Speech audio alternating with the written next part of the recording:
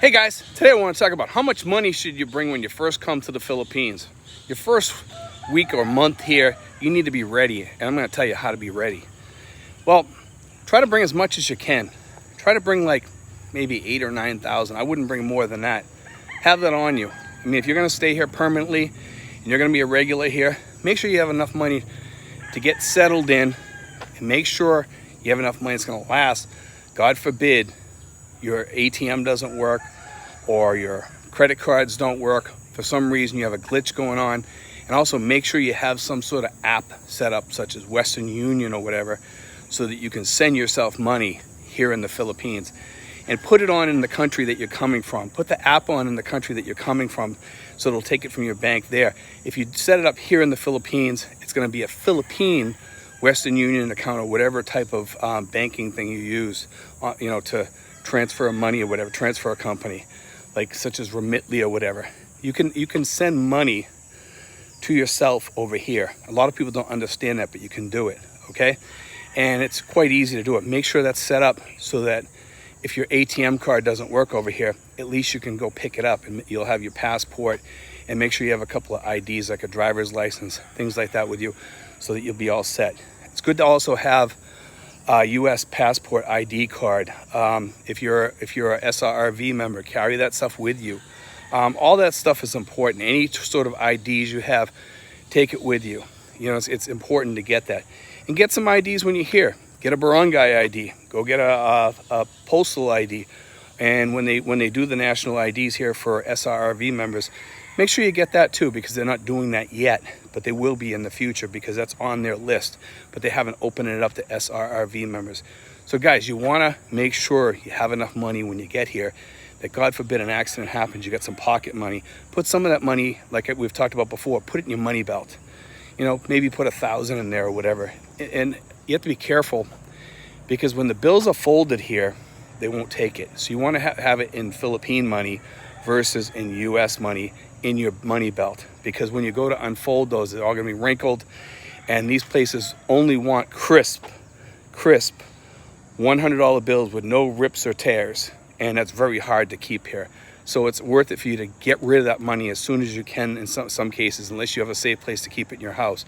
Get rid of it and get it into Philippine currency as soon as possible. Unless you have a place in your apartment where you can lock it up or something like that, or hide it, you want to make sure you have it in Philippine currency. So transfer it as soon as you can at the airport or what have you. And be careful, because you're going to have a big wad of money this big, because they only have basically 1,000 peso note, which is equal to like a $20 bill. And you don't want to lose that.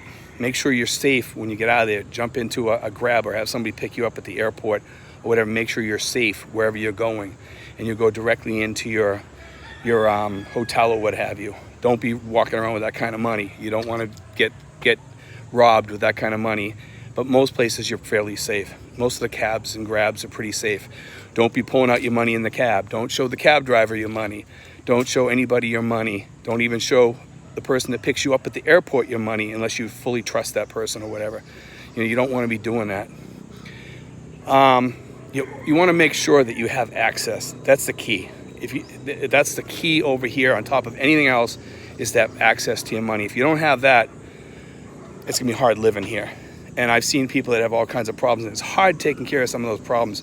There are some new apps out there that you can get a phone number, and they'll text you bank codes and things like that to that number, which is good, because that way there you don't have any problems, and it just comes through your phone. I think it's $2 a month or something like that. I think there's several of those out there now. I'm not sure of the names. I'm gonna have to try to find out. I might do another video on that one myself, because I know there's several out there, and I'm gonna have to do a video on that in the future, because a lot of guys have been asking me about that, and some guys have been telling me about it. So I haven't done much research on that, because I don't have that many issues with that. So I don't really worry about it that much.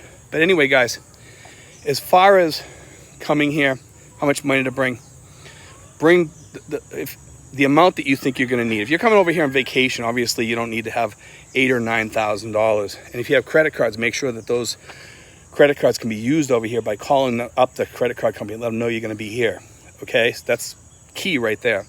But if you're coming here to live, obviously you're going to want to have access to more money because your setup costs are going to be expensive.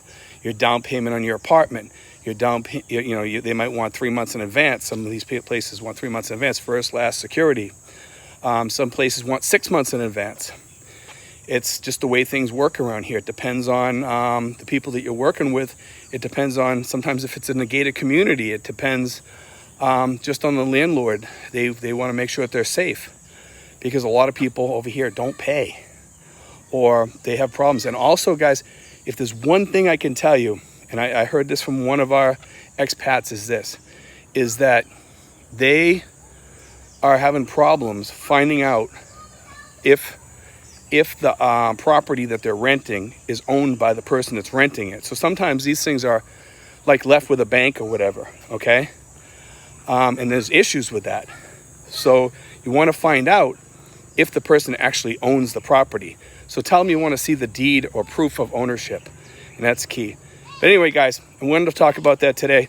Be careful. Always check to see if your property is owned by the person that's renting it, and you'll be safe, guys. And make sure, always keep your money out of the eyes of other people. God bless, guys. Take care.